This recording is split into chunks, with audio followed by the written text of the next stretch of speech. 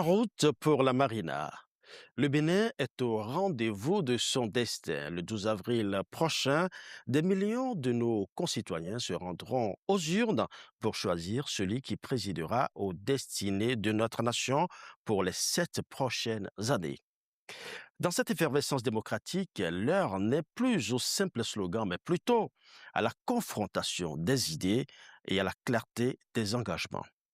Aujourd'hui, nous recevons le porte-flambeau du duo qui se présente comme l'alternative du dialogue, de la cohésion nationale et de la gouvernance de proximité.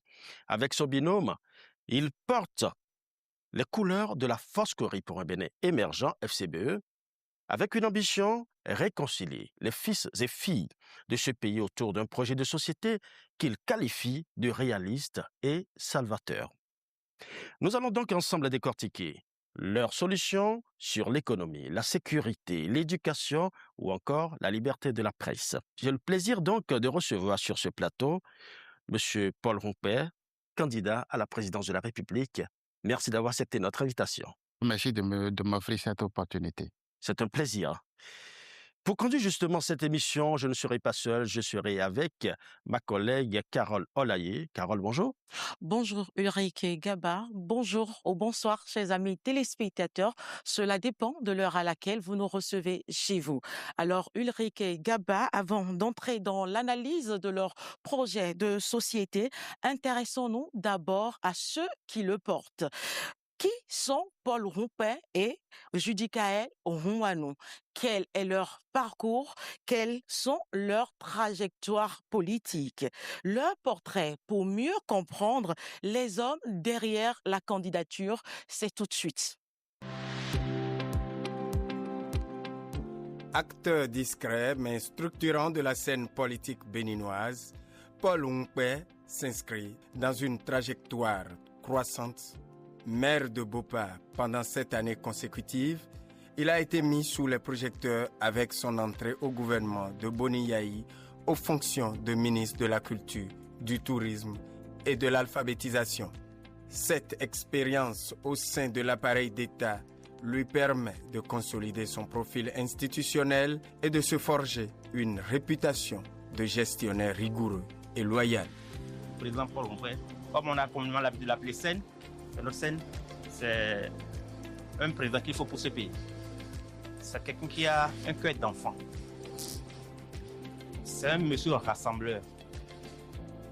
Un monsieur qui ne dit pas tout pour moi, rien pour les autres.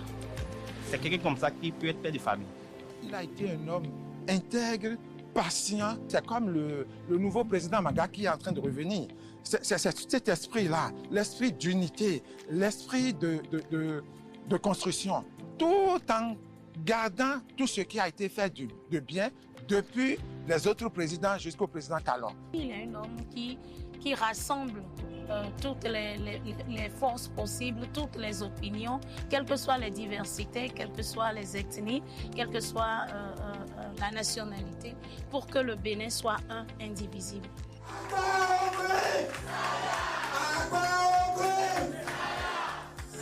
À la faveur de l'alternance politique, il s'impose progressivement comme une figure centrale de la Force Cori pour un Bénin émergent FCBE.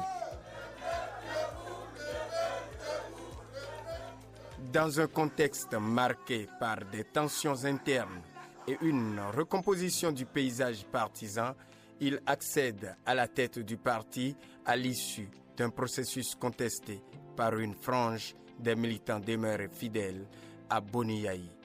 Cette prise de leadership constitue un tournant majeur. Il incarne désormais une ligne politique davantage institutionnelle et légaliste au sein de l'opposition.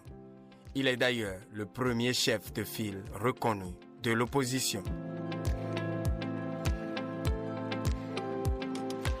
En 2021, il franchit une étape supplémentaire en se positionnant comme candidat à la vice-présidence de la République dans le cadre d'un ticket soutenu par la FCBE. Cette participation au scrutin présidentiel confirme son inscription dans le jeu électoral national tout en mettant en lumière les défis liés à son ancrage populaire.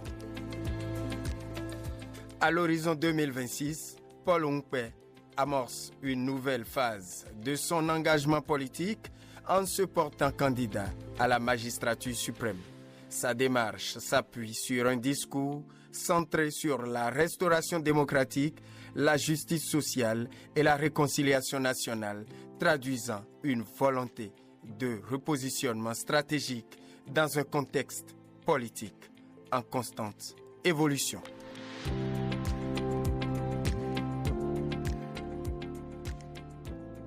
Voilà, retour en plateau après le portrait du duo candidat. Et nous sommes toujours avec Paul Rompet.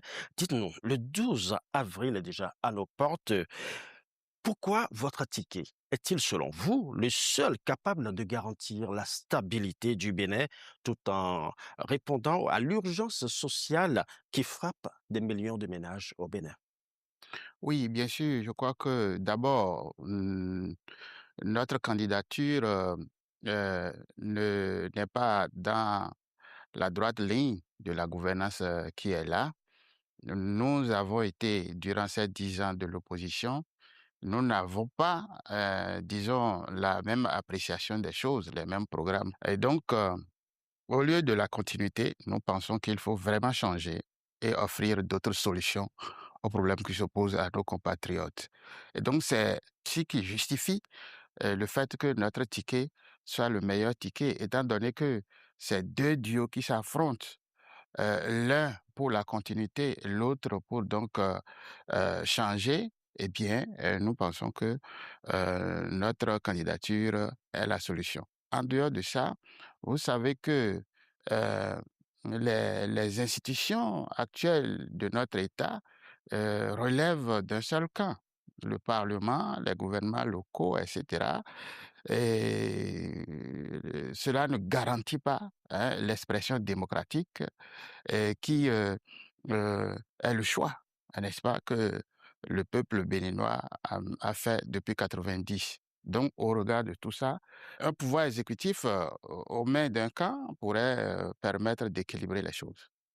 Alors, Monsieur Rompin, vous avez défini des axes prioritaires et vous mettez en première ligne l'éducation et la santé. Quelles sont les raisons qui justifient ce choix?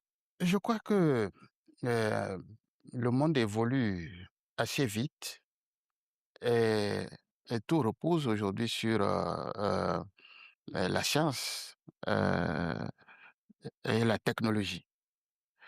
Donc, tout ce que nous pourrions faire pour le développement de notre pays, à l'amélioration des conditions de vie de nos populations, doit se reposer sur la formation et l'éducation. Nous pensons que c'est d'abord l'humain, l'homme qui est le véritable moteur du développement. Et donc, depuis toujours, notre économie s'est reposée sur euh, des pratiques un peu dépassées. Et donc, pour aller à une véritable transformation, il faut que, donc, que l'homme béninois soit préparé. Et il y a également beaucoup de défis aujourd'hui et qui font que il faut absolument que nos populations soient mieux préparées pour être plus résilients et être en mesure donc d'innover, de créer et d'être donc de véritables acteurs de développement. Oui. Donc, Parlons justement de l'éducation, puisque là, nous parlons éducation. Quel- Comment comptez-vous véritablement, concrètement, transformer le système éducatif pour qu'il réponde aux besoins de l'emploi sur le terrain? vous savez que notre population accroît de façon prononcée. Et donc, pour que nous puissions être un pays à la pointe de la technologie, il faut y mettre beaucoup de moyens. Question de moyens d'abord.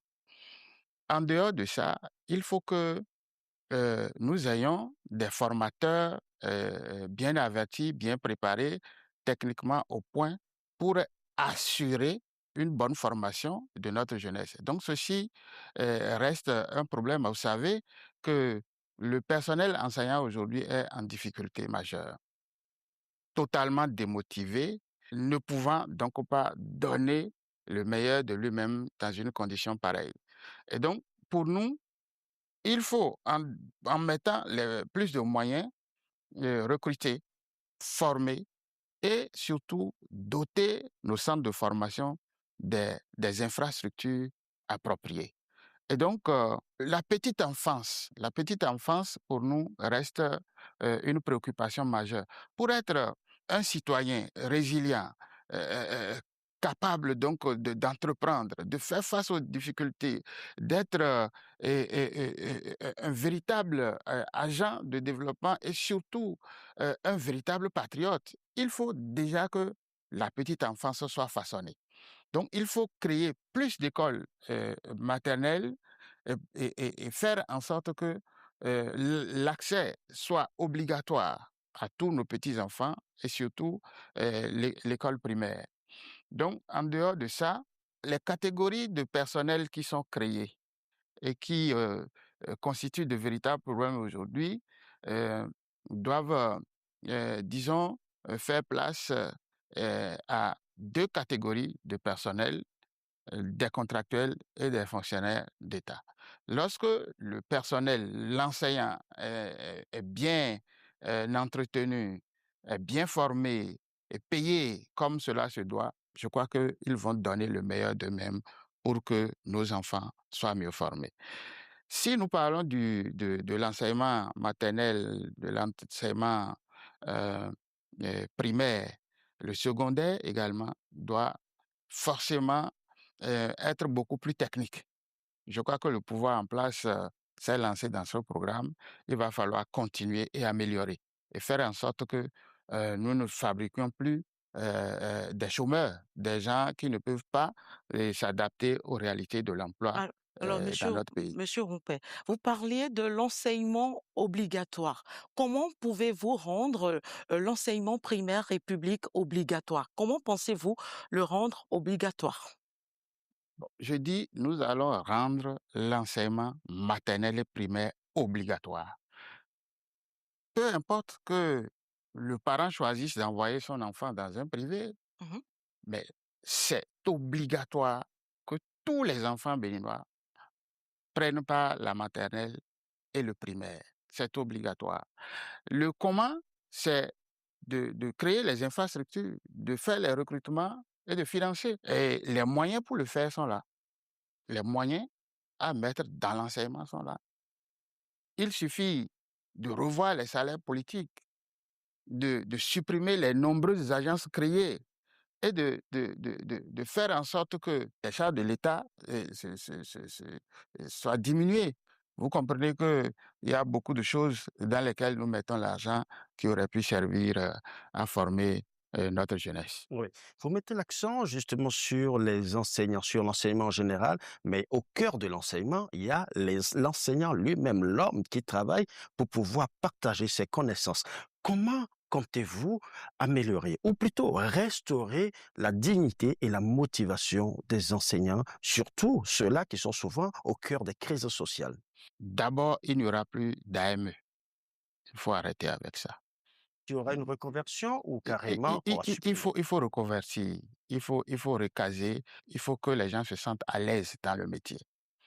Deuxièmement, euh, il faut faire de l'enseignement un corps spécial. Il faut créer un statut particulier du corps enseignant, du bas jusqu'en haut. Donc, je crois que ça a été fait déjà au niveau supérieur.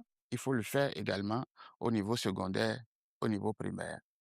Donc, un personnel motivé et payé et comme cela se doit à l'indice réel.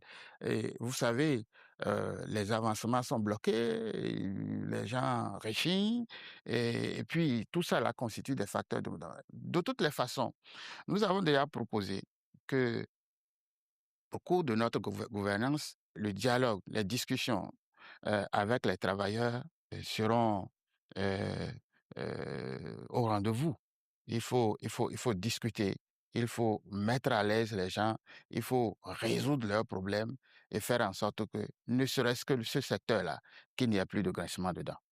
Alors, Monsieur Rompin, votre projet mentionne l'accès aux soins de qualité et à moindre coût. Alors, dites-nous, comment pensez-vous garantir la présence des spécialistes qui manquent déjà dans les milieux urbains, euh, plus dans les milieux ruraux au Bénin? Au fait, ce n'est pas euh, les, les praticiens qui manquent, c'est pas ces médecins de qualité qui manquent. Mais nous constatons que tous ceux qui sont formés chez nous quittent le pays pour aller exercer ailleurs. C'est un véritable problème. Donc, la fuite des cerveaux. Il faut retenir nos compatriotes et faire en sorte qu'ils exercent leur métier sur En place. quoi faisant? C'est d'abord la motivation. Il faut faire en sorte que les gens se sentent à l'aise chez eux.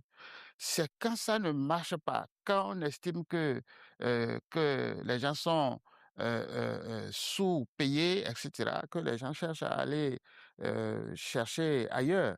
Il faut faire en sorte que tous ces médecins-là, vous savez, allez en France, vous allez voir les médecins béninois en nombre extrêmement important. Et donc, ça va même au-delà de la santé. Et vous allez en Guinée aujourd'hui, c'est nos compatriotes qui vont chercher de l'emploi là-bas, mais on ne fait rien pour donc retenir ces compatriotes-là. Je crois que si l'État met les moyens qu'il faut pour donner des formations de pointe, parce que là, euh, c'est une question de l'éducation aussi. L'État doit mettre l'argent qu'il faut pour que le citoyen reçoive la compétence qu'il faut. Et quand c'est comme ça, il faut un contrat et faire en sorte que les gens, une fois formés, ne fuient pas le pays.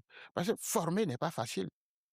Et tous ceux qui sont partis là ne peuvent pas dire qu'ils n'ont pas bénéficié des investissements de l'État. Comment ils font un retour sur l'investissement de l'État? Ce n'est pas en fuyant le pays, ce n'est pas en allant travailler. Donc, je reviens à votre question pour dire que les techniciens ne manquent pas, les spécialistes ne manquent pas. Il faut les retenir, les recruter, les rassurer et faire en sorte qu'ils donnent le meilleur d'eux-mêmes dans leur pays. Oui, Monsieur Palomper, vous mettez beaucoup plus l'accent sur les moyens dans vos réformes sanitaires, mais dites-nous, entre construire des hôpitaux et réhabiliter, équiper l'existant, quelle sera, vous, votre priorité absolue si éventuellement le peuple vous accorderait sa confiance? De mon point de vue, lorsque on attaque les maladies à l'origine, elles sont plus faciles à, à guérir.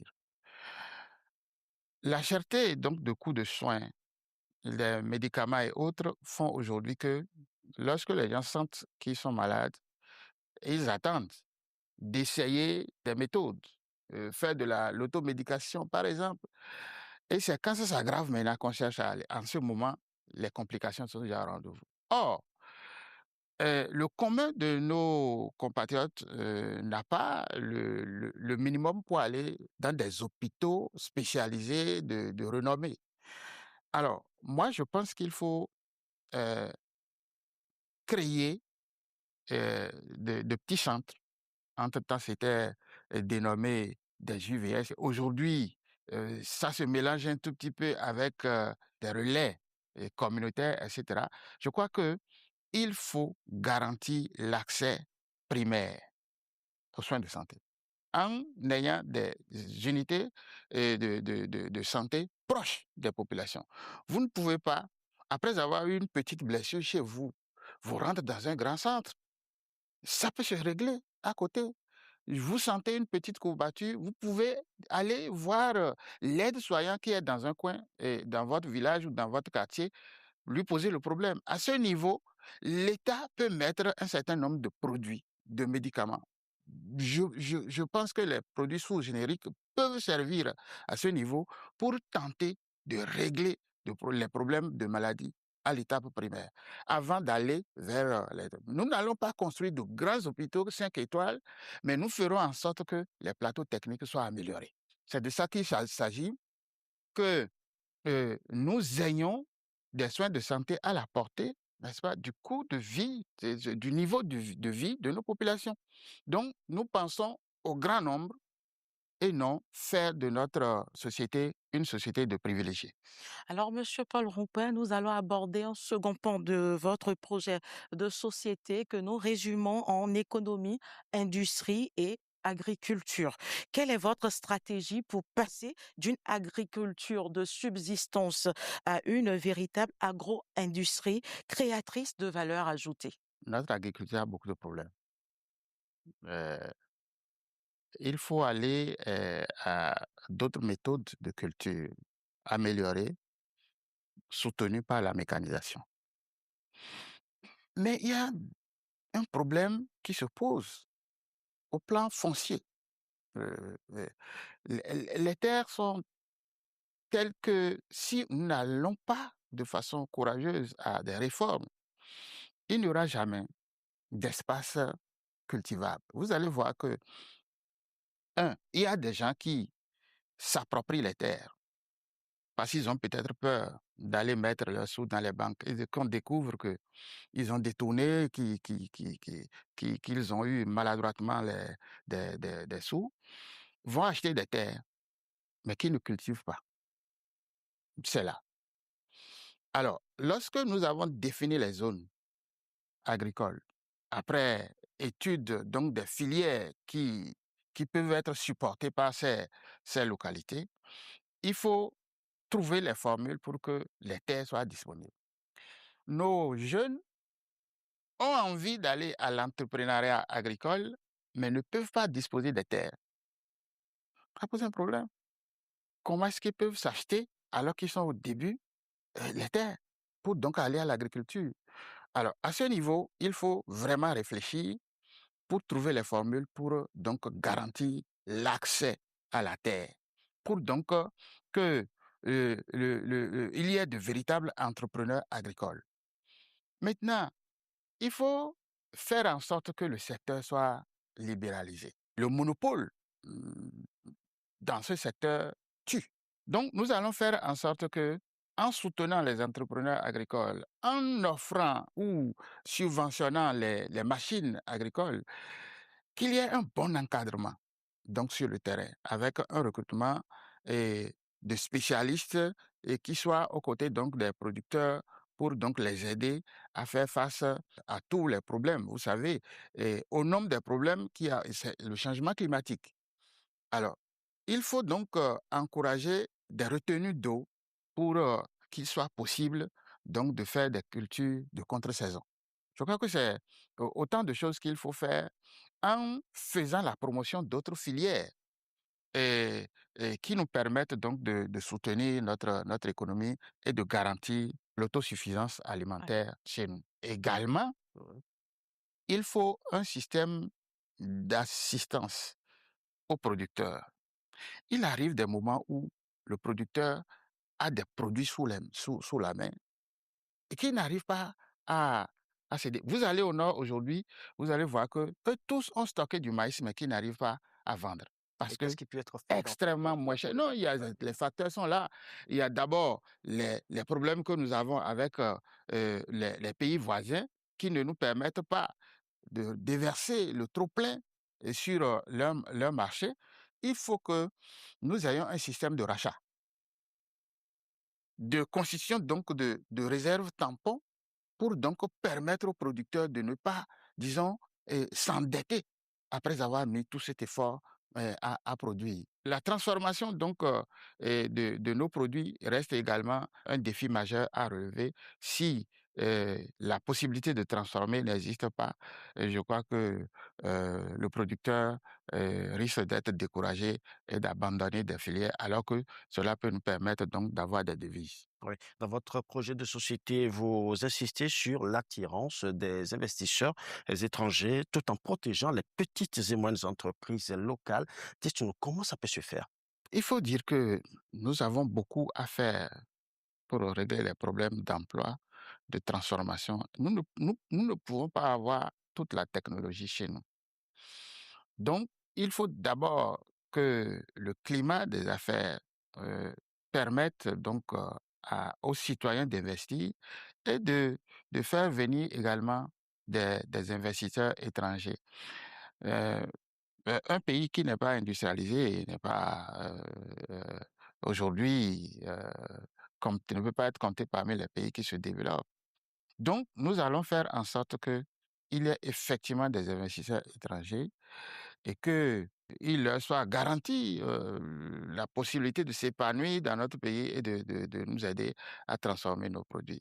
Et il faut protéger effectivement les nationaux, il faut les protéger, c'est vrai, mais cela ne doit pas, disons, nous amener à créer le monopole et faire en sorte que la loi du marché ne permette pas aux producteurs, n'est-ce pas, de pouvoir rentrer dans ce qu'ils ont investi et de faire Est-ce que vous ne des craignez pas qu'à bénéfices. un moment qu'il y ait une sorte de concurrence déloyale qui sera désavantageuse pour les petits producteurs, les petites et moyennes entreprises, Bon, ceux-là qui n'ont pas les grands moyens? de toutes les façons, l'investisseur étranger qui vient et qui est venu avec des financements n'a pas le soutien de l'État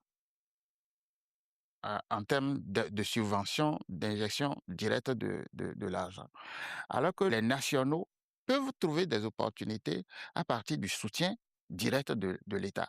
Et donc, il faut tenir compte de tout ça pour que nous ne fermions pas, qu'on ne décide pas d'évoluer en vase clos, qu'on reste ouvert à l'étranger tout en protégeant ceux de chez nous par des subventions, des interventions directes pour donc les relever.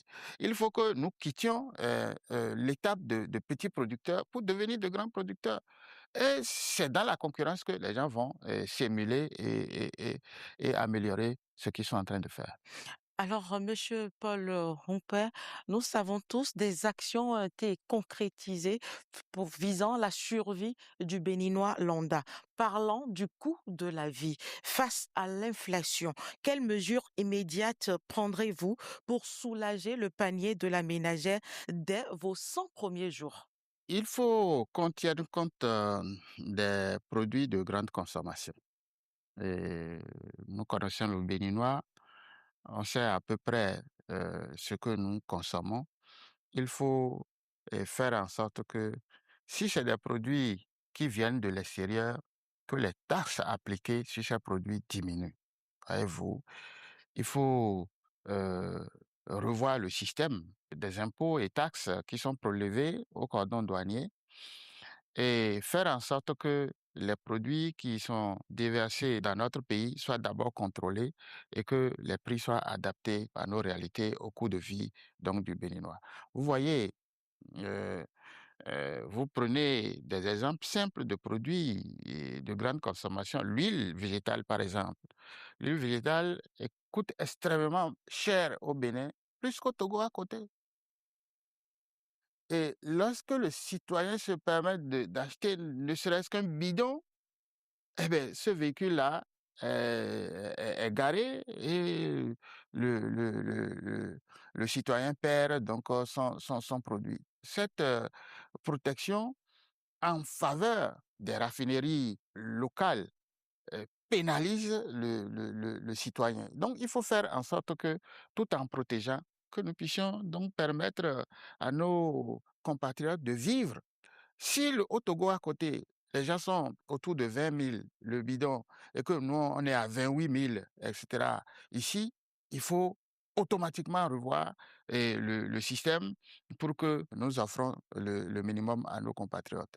Au-delà de ça, c'est que des produits de chez nous sont en abondance actuellement. Vous prenez le maïs, c'est les producteurs qui se plaignent et disent que c'est moins cher. Donc, ça ne permet pas aux producteurs de rentabiliser son travail. Il faut quand même les aider. Par contre, quand le maïs coûte moins cher, d'autres produits sont extrêmement chers. Vous prenez le riz, etc., etc. Donc, en dehors de ce qu'il faut encourager certaines filières qui donnent des produits de grande consommation tels que le riz, le maïs, les niébés et autres, il faut que le déficit qu'il y a soit bien cerné et que en exportant, nous puissions, disons, alléger un peu les coûts pour que ce soit accessible aux concitoyens. Alors, les taxes et les impôts sont des réformes portées sous le régime de la rupture. Qu'est-ce que vous proposerez aux Béninois dans ce secteur-là? Je crois que il faut faire en sorte que euh, la poche du citoyen ne saigne pas trop. Ou que si nous devons maintenir la propension, cette tendance, il faut une autre façon de retourner au citoyen, donc ce qui lui est arraché sous d'autres formes. Euh, supporter le coût de soins de santé, par exemple, l'éducation, etc. Et ça pourrait faire que le citoyen va trouver une certaine compensation sur, mais les redressements fiscaux qui font couler les entreprises. Vous savez, il y a plusieurs qui ont fermé. Et c'est extrêmement grave. Euh, Quelles sont les entreprises nationales qui opèrent convenablement aujourd'hui? Il n'y en a plus.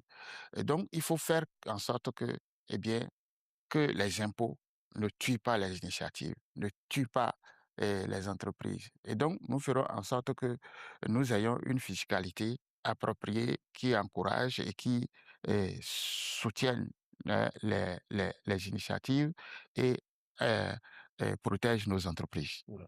Paul Rompin, vous êtes aspirant au fauteuil présidentiel pour diriger le pays et vous savez très bien que le pays est constitué en partie des jeunes. Vous promettez de l'emploi pour les jeunes. Dites-moi, à peu près combien de postes comptez-vous créer par an et dans quel secteur prioritaire? Bon, je ne veux pas faire comme le temps de nos aînés. Il y a un qu'on a bien connu, Théo, il dirait qu'il a avancé des chiffres d'emplois à créer. Je sais tout ce que ça a créé par la suite. Non, Bien sûr, mais vous pouvez avancer des chiffres, il peut-être. faut travailler à consommer nos jeunes qui sont là. L'emploi reste le problème majeur aujourd'hui. Plusieurs, d'ailleurs, ont été supprimés. Des gens qui, hier, avaient normalement leur emploi et qui sont devenus chômeurs en cours de route parce que il y a eu que ces entreprises ou ces sociétés ont été supprimées. Donc, il faut protéger l'emploi, l'existant. Protéger l'emploi, est-ce à dire que vous allez faire revenir les retraités d'office déjà sous la rupture? Ça dépend. Il y en a qui ont des problèmes majeurs parce que renvoyés précocement pour une raison ou une autre. Les agents du MAEP, du ministère de l'Agriculture, ils sont des milliers qui ont été renvoyés, qui cherchent à retrouver absolument leur emploi aujourd'hui. Bon, j'ai discuté avec eux, j'ai dit, mais ceux qui peuvent être récupérés, parce que 10 ans après, certains ont déjà acquis de l'âge et qui ne peuvent plus retourner dans la fonction publique. Mais ceux qui n'ont rien trouvé et qui sont encore en âge d'être utilisés dans la fonction publique, il va falloir trouver une formule pour eux. Protéger l'emploi, pour moi, c'est d'abord supprimer la loi sur l'embauche ou la relire de sorte à protéger l'emploi. C'est-à-dire qu'il est trop facile aujourd'hui de renvoyer le travailleur. Pour une raison ou une autre, ton responsable, ton employeur décide de te renvoyer et tu ne peux pas. Semble-t-il que ça devrait permettre aux investisseurs de venir ici. Non, il faut protéger le citoyen, protéger son emploi. Donc, cette loi-là, c'est une loi polémique, il faut revoir ça. Et maintenant que eh, nous avons besoin de réorienter la jeunesse eh, en les poussant vers l'entrepreneuriat, il faut les encadrer, les amener à là. Et puis, trouver des formules pour donc les aider. Vous savez qu'il n'y a pas de banque d'investissement, etc. Donc, il faut trouver une formule pour permettre que les jeunes aillent à l'entrepreneuriat. Deuxième chose, vous avez fini les études qui sont restées des études beaucoup théoriques, etc. Il faut maintenant que les gens aillent dans des stages pour se perfectionner. Nous allons faire en sorte que les entreprises qui consommeront plus de jeunes et qui leur permettraient d'acquérir des compétences pour être utiles dans les entreprises, il faudrait que nous puissions trouver une formule euh, qui les encourage. On peut agir sur les impôts et faire en sorte qu'ils aient d'intérêt à permettre les stages des jeunes. nous ferons en sorte que des startups soient financées. Il ne faut pas qu'en formant les gens pensent que c'est l'État qui doit consommer, l'État a ses limites. Et donc, il faut que chacun se mette dans la tête qu'il doit être son propre employeur. Une jeunesse résiliente, combative et créatrice et qui doit être, disons, soutenue par l'État. Nous allons parler à présent culture, artisanat et tourisme. Dites-nous, quelle politique de financement comptez-vous mettre en place pour que l'artisanat béninois s'exporte? Notre artisanat s'est spécialisé dans la fourniture de prestations, de services. C'est-à-dire que si vous êtes couturier, vous attendez que quelqu'un vienne vous donner son tissu, son pagne, pour lui confectionner une tenue. Non, il faut aller au-delà. Pendant que nous importons des vêtements, qu'on aille chercher des friperies, etc., et, les prêt-à-porter, etc., où leurs marchandises viennent de l'extérieur. Non, il faut que les gens soient dans un autre état d'esprit. C'est-à-dire faire, confectionner, et produire pour conquérir maintenant les marchés locaux, régionaux et puis Internationaux. internationaux. Donc, c'est dans cet état d'esprit qu'il faut que l'artisan soit. Et donc, pour ça, il faut continuer l'encadrement. C'est-à-dire, il faut les doper. Il faut affiner leurs compétences en leur donnant plus de formation. Les financements aujourd'hui ne sont pas faciles.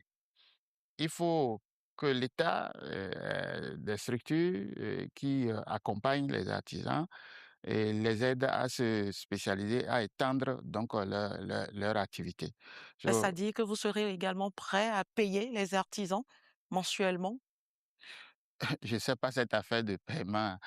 Quand l'État ne vous a pas recruté, comment l'État peut euh, euh, vous payer un salaire? Je crois que cela, ça ne me paraît pas réaliste. C'est des subventions, c'est des soutiens qu'il faut donner en termes de formation, d'encadrement et puis d'appui pour ouvrir notre artisanat sur le monde extérieur. Mais par rapport aux artistes, c'est-à-dire au monde culturel, Tout à fait. je crois que c'est une machine extrêmement importante qui consomme beaucoup de concitoyens, mais qui également constitue notre identité. Il faut qu'il y ait un bon encadrement et un soutien à travers des fonds qui seront créés. Il faut rouvrir les salles cinématographiques et que les maisons de production soient soutenues pour donc que nous offrons, hein, sur le marché des produits de qualité. Nous devons avoir une attention particulière à la sécurité, n'est-ce pas, des œuvres culturelles. Ça se pose un peu partout comme un problème. Si vous ne surveillez pas, il y a des œuvres qui doivent être préservées, mais si vous ne savez pas faire, quelqu'un vient acheter, mettre dans un truc, et puis bon, il voyage avec pour aller donc exposer dans les musées de l'extérieur. Je crois que la protection doit rester et il faut donc sécuriser les domaines de nos musées, etc., etc. Monsieur Paul Roupet, vous avez été au cœur des enjeux culturels au Bénin pour avoir occupé le poste du ministre de la Culture, de l'Alphabétisation et du Tourisme. Dites-nous concrètement, qu'est-ce que vous proposez pour assurer la survie des artistes, des artisans au soir de leur vie, puisque nous savons cette couche de la société ne vit pas réellement de leur art au Bénin. Il faut assez de soutien, assez de subventions. Nous le faisions à travers le fonds d'aide à la culture. Je crois qu'aujourd'hui, les hommes du monde culturel ne se retrouvent plus dans la façon d'octroyer ces aides-là. Il faut revenir à une formule qui les arrange, qui bon, les prend en compte en termes d'implication dans la décision. Je crois que aujourd'hui, la consommation des œuvres culturelles reste un problème majeur. Et lorsque le citoyen est déjà pauvre, euh, vit dans la misère, il peut consommer quoi? C'est les statues, les tableaux qu'il va pouvoir acheter, aller mettre dans sa maison. Lui pense déjà à ce qu'il va manger. Et aujourd'hui, ceux qui sont dans la musique, la protection reste euh, peu fiable. Et donc, mais les œuvres là sont consommées facilement par les autres sans que on ne puisse, disons, les acheter. Donc, il faut trouver la manière pour que, à travers le Bibédra, qu'il faut rénover, que les artistes vivent donc de leurs œuvres. Il faut absolument que le fonds d'accompagnement soit mieux doté et que euh, l'État contribue à la consommation donc des œuvres. Monsieur Paul Rompet, c'est vrai que vous vous accentuez beaucoup plus sur le volet social dans votre projet de société, mais vous insistez aussi sur le plan politique parce que vous parlez d'un climat assez tendu. Et dites-moi, vous prenez une politique de rassemblement. Quelle sera votre première action pour décrisper la tension politique ou le climat politique actuel? Le tableau est clair. Nous ne sommes plus ensemble. Les Béninois sont divisés. Eh ben, c'est à cause de la politique appliquée depuis 10 ans. Et donc, il y a eu beaucoup de réformes, des réformes courageuses. Et il y en a qui sont positives. Je suis pas nihiliste, moi. Et il y en a d'autres qui ont créé des graissements de dents. Il faut absolument que, très tôt, que nous allions à une assise, que les Béninois se parlent et que nous puissions, disons, discuter de ce qui nous oppose. Ça va apaiser le climat. Monsieur Paul Rompet, qu'est-ce qui nous oppose aujourd'hui concrètement? Ce qui nous oppose, c'est la déformation de notre démocratie. On est allé à des révisions tendancieuses de la Constitution. Ce n'est pas accepté de tous. Lequel d'entre vous accepte que les dirigeants fassent 7 ans? Vous êtes convaincu que pour développer ce pays-là, que le président fasse 7 ans? Vous avez donné votre caution à ça? Il y a eu des changements majeurs dans notre Constitution qui n'ont pas été partagés, discutés. Je crois que si nous allons à cette assise, les Béninois pourront s'exprimer. Et je crois que à la suite de cette assise, il faut amener les Béninois à aller à un référendum sur leur constitution, de mon point de vue. Deuxièmement, euh, il y a des questions qu'il faut absolument avoir le courage des gens qui sont en prison. Des gens qui sont en prison, Les du fait, prisonniers politiques. les prisonniers politiques. Qu'on dise qu'il n'y en a pas, c'est faux. Il y en a. Il faut régler ça et vraiment les sortir de là. Des gens ont été obligés de fuir le pays pour avoir eu le courage de se prononcer d'une certaine manière sur les questions politiques. Nous pensons que en nous asseyant de façon collégiale et euh, consensuelle, nous allons régler ces problèmes-là et faire en sorte que tous les Béninois se retrouvent et que chacun soit libre de vivre dans son pays.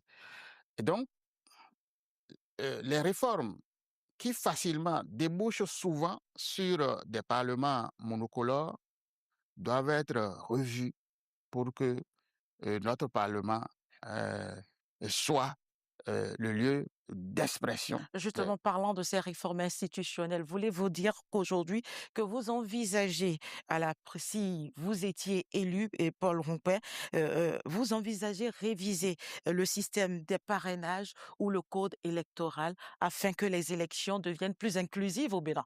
Bien sûr, tout est ensemble. C'est un tout.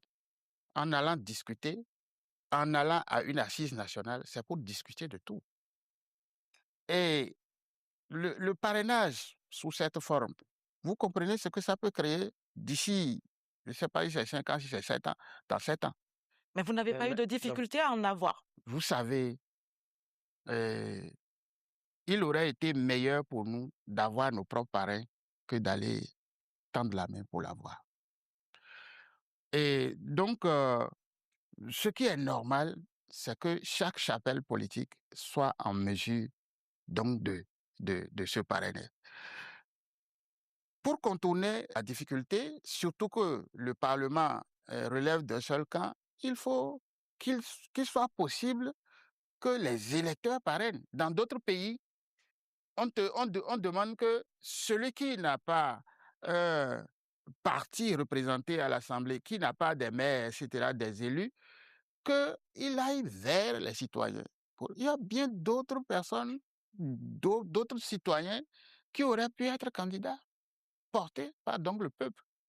Là, maintenant, ce n'est pas possible. Donc, nous pensons que pour éviter les frustrations, il faut aller revoir tous ces dispositifs et faire en sorte que lorsque quelqu'un a des idées de développement et qu'il trouve qu'il peut être utile à la nation, que pour n'avoir jamais participé aux élections ou pour n'avoir pas donc des élus dans son parti, soit totalement écarté et toute sa vie donc de la possibilité d'aller proposer ce qu'il veut proposer à la nation. Il faut revoir, de mon point de vue. Oui. Monsieur Paul Rompet, quand vous dites aujourd'hui qu'il faut changer, réformer tout ce qui a été fait, surtout quand on parle là, du système de parrainage et tout ce qui a suivi, est-ce que ça ne relève pas un peu d'une sorte d'ironie? Surtout quand on sait que vous avez bénéficié justement de ce parrainage. Écoutez, que moi je parvienne à en avoir ne doit pas m'empêcher de penser que des gens ont été exclus par ce système. Est-ce à Il dire a que f- vous auriez voulu voir le Parti Les Démocrates compétir à Pourquoi cette pas? élection? Pourquoi pas? Pourquoi pas? C'est tout à fait normal. Il faut que ce soit pluriel. Monsieur Parentel, vous avez évolué dans le débat. Vous avez également insisté sur le volet sécurité et défense. Vous le savez, dans la partie septentrionale du pays, de plus en plus, nos forces de défense et de sécurité sont souvent éprouvées par des personnes qui viennent souvent nous semer la zizanie, le terrorisme un peu partout. Aujourd'hui, vous, dans votre projet de société, vous en parlez un peu plus. Qu'est-ce que vous proposez aux populations, surtout ces populations du septentrion qui vivent au quotidien cette terreur? À l'entame, je dois mm, avoir une pensée pour tous ceux qui sont tombés dans ce phénomène et saluer les forces de défense et de sécurité pour leur bravoure. Euh, c'est un problème sérieux qu'il faut régler. Pour le régler, il faut d'abord que euh, la formation de nos agents soit plus accrue, euh, plus soutenue, adaptée à ce type d'attaque. Parce que ce n'est pas ce pourquoi nos forces sont formées. C'est qu'il y a une armée en face et eux là, et puis bon, Mais si on est ici, face à une guerre symétrique. voilà. Ici, c'est une guerre atypique et donc il faut que les gens soient formés pour. Deuxièmement, il faut équiper l'armée sérieusement pour que, depuis les airs, qu'ils puissent donc détecter des mouvements et anticiper sur l'intervention de ces gens-là. En outre, moi, je pense qu'il faut normaliser les relations avec les pays voisins pour que, de part et d'autre, il y ait une pression sur ces zones qui abritent ces personnes dangereuses pour la sécurité donc, de notre pays. Nous n'avons pas besoin de nous intéresser euh, aux politiques intérieures des autres pays, mais trouver quand même la passerelle malgré nos différences, n'est-ce pas, pour que nous puissions éradiquer ce phénomène. Je crois qu'en nous donnant la main, nous pouvons le faire. Monsieur Paul Roupet, nous ne saurions finir cette émission parce qu'il nous reste encore quelques minutes. Ce serait un crime de lèse-majesté que de ne pas parler de la presse puisque votre policier est un pur produit de la presse. Dites-moi, nous allons parler de la liberté de la presse. Vous le savez très bien, le Bénin a reculé dans certains classements mondiaux. Comment comptez-vous garantir une presse libre et indépendante? La restriction de la liberté se repose sur des textes de loi. C'est-à-dire qu'on ne peut restreindre la liberté qu'en se fondant sur les lois qui sont en présence. Je crois que la loi sur la communication et le code du numérique sont deux lois, n'est-ce pas, qui régissent votre monde, mais il semble que ce que vous avez gagné d'un côté, vous le perdez de l'autre. Et je crois qu'il faut aller à une relecture de ces lois pour d'abord garantir et dépénaliser certains traitements donc de l'information. En dehors de ça, je crois que le plus gros problème, c'est comment la presse nourrit euh, son homme. C'est de ça qu'il s'agit. De plus en plus, nous sentons une paupérisation donc de ce secteur-là. Donc, concrètement, il y a des problèmes qu'il faut régler. Des gens peuvent rentrer dans ce monde avec un petit diplôme, mais devenir des journalistes ou bien des acteurs de référence. Quand il y a un journaliste de renommée internationale, il est comme une identité pour le pays. Il y a des journalistes de renom. Si nous en fabriquons chez nous, en l'accompagnant, en aidant les gens, en les élevant, c'est que c'est notre pays qui grandit. Vous entendez des noms et puis vous réjouissez parce que ils ont grandi dans le métier et sont devenus donc de véritables références. Oui. Donc, l'encadrement, la formation reste prioritaire à travers la HAC et en tout cas, moi, je pense qu'il faut réformer également à ce niveau. Aujourd'hui, heureusement, celui qui est à la tête du secteur, saluons ça.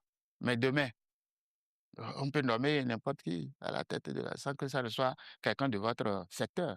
Donc, il faut faire en sorte que les professionnels soient plus présents. Comment est-ce que vous pouvez accompagner la presse, surtout en ce qui concerne l'aide de la presse à l'État, l'aide de l'État à la presse, pour que nous ayons des organes de presse crédibles, parce qu'un organe de presse bien crédible peut permettre aux journalistes d'être vraiment épanouis. Je crois qu'à ce niveau, c'est toujours de faire en sorte qu'il y ait de véritables entreprises de presse. Si vous êtes dans une entreprise, que cette entreprise-là respecte les règles, ça va profiter à chacun. Au lieu que les patrons s'approprient tout et ne font pas en sorte que ce soit le patrimoine de l'entreprise, eh bien, ça échappe à tous les autres. Et puis, qu'est-ce qui se passe?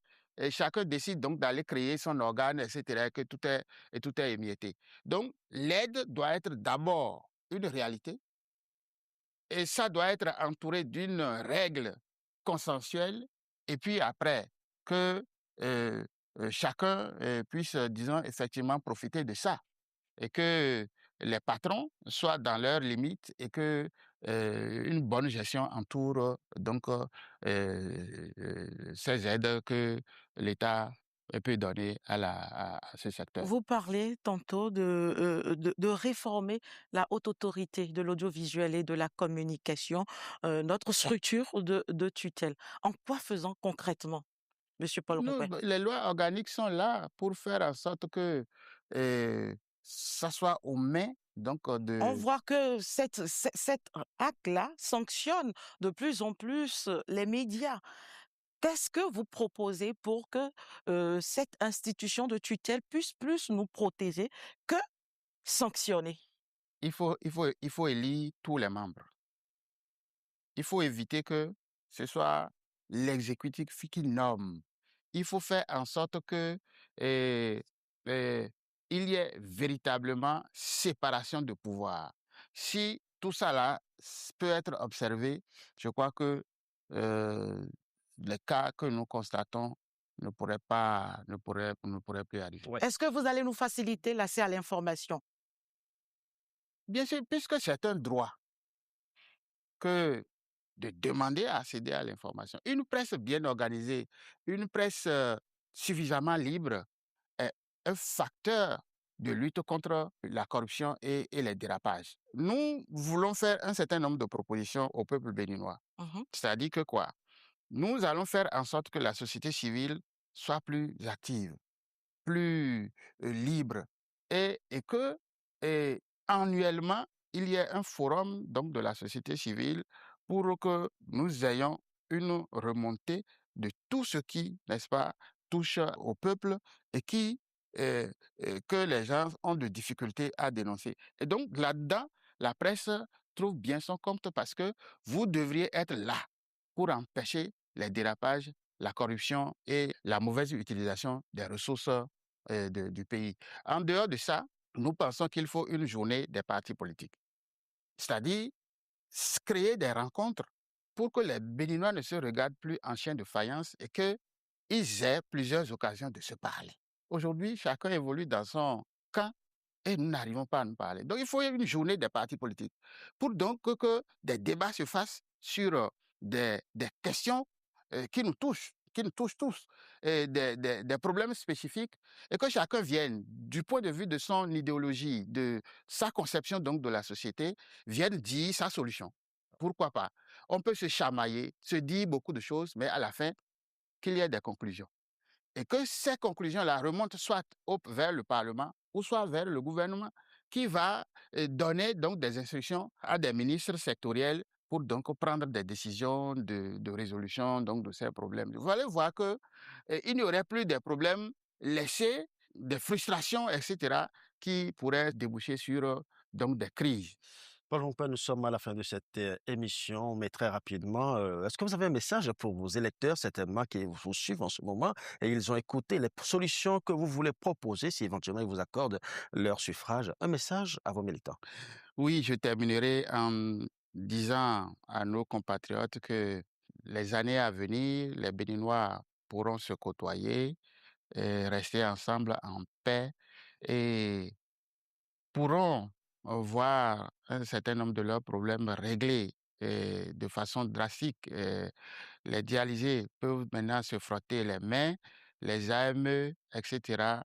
Tous les problèmes seront abordés et nous pensons que ce qui est essentiel, c'est que notre démocratie retrouve ses lettres de noblesse.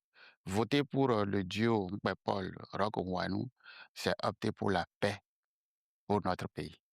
Merci Merci beaucoup. à vous d'avoir accepté de faire cet exercice avec nous. Merci aussi à vous, Carole. Merci Ulrich, merci Monsieur Paul Rompin. Il ne nous reste qu'à vous souhaiter très bonne chance pour la suite. Alors, chers amis téléspectateurs, merci également à vous de nous avoir suivis. C'est déjà la fin de cette émission qui a été co-organisée par la Haute Autorité de l'Audiovisuel et de la Communication et la SRTB, la télévision nationale. À très bientôt.